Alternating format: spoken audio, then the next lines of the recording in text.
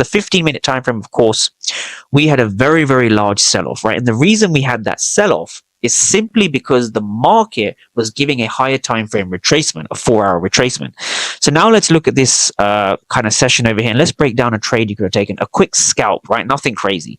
The first thing to understand, right? Let's quickly go to our indicators, right? So which indicator do I use? So I use the Asian session range by Rob Minty. Again, quickly go over settings, right? So start time 8 o'clock to midnight. Very important. You have your midnight style. You only want to look at the London and Asian session. You don't want to look at any other sessions. No labels, no lines, right? This is the basic setting for the Asian range.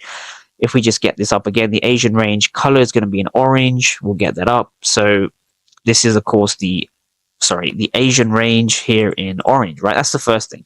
The second thing we look for, very, very important indicator, is we look for the PO3.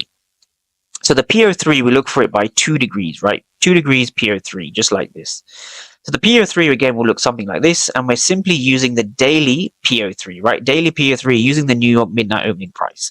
Now from here, we understand how the Asian session has behaved. The Asian session was a large sell-off, and now we have a fair value gap over here, right? This is an inefficiency or an imbalance. So these are the 3 steps I use to any particular strategy, right? So the first step I look for is, of course, a 15-minute fair value gap, right? So a 15-minute fair value gap is something we see over here. Price has left a 15-minute fair value gap.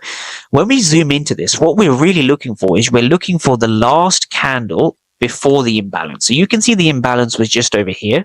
We, on the 50-minute time frame, are using the last candle before the push lower.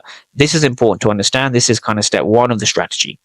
So now that we have that, let's quickly go back and put that in again. So this is the 15-minute fair value gap, right? So from here, we now head down to a lower time frame, such as a 5-minute or a 1-minute. I'm going to go down to the 1-minute, right? We're going to understand how you could have taken this particular trade.